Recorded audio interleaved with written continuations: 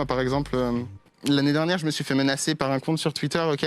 Et il y a un chercheur en cybersécurité qui a remonté ce compte et qui s'est rendu compte qu'en fait, c'était un compte qui était piloté par une agence de renseignement étatique et qui, en fait, était actif que à des élections présidentielles ou comment dire, député en France. Donc c'était pendant nos dernières élections. Et en fait, c'était un compte qui s'appelait Islam Mon Amour et qui utilisait l'image de l'islam, donc en se faisant passer pour un musulman ou une musulmane pratiquante, et qui écrivait des phrases de ouf, du genre aujourd'hui je suis sorti dans la rue, j'avais envie de taillader les koufars.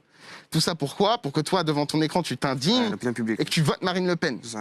C'est-à-dire qu'en fait, c'est compliqué parce qu'il y a ceux qui utilisent leur téléphone et ceux qui se font utiliser par leur téléphone. Si t'as pas la conscience numérique nécessaire pour réaliser ce qui est en train de se passer et le monde dans lequel tu vis, tu peux tomber dans le panneau. Peut-être qu'aujourd'hui, il y a des gens qui ont voté Marine Le Pen à cause de Twitter.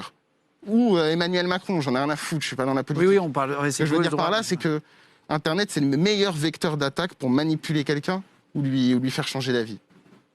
Et ça, ils l'utilisent aussi en France? Ouais, bah ça, en l'occurrence, c'était français, frère. C'était un compte français qui voulait inciter à la haine de l'islam en France. Et tu peux être même certain. Donc en gros, le tweet, je me suis fait menacer. Ok, c'était un tweet à Trabant-des-Bois et je me suis fait menacer de mort. Tout ça, on sait ce que t'as fait. T'aurais pas dû parler de la Russie. Tu vas mourir, blablabla. Et après, il y a une recherche à partir de ce compte-là. On a vu qu'il y avait plein de comptes qui salissaient l'image de l'islam en France pour pouvoir faire monter Marine Le Pen. Mais quelque chose comme ça, c'est déjà passé.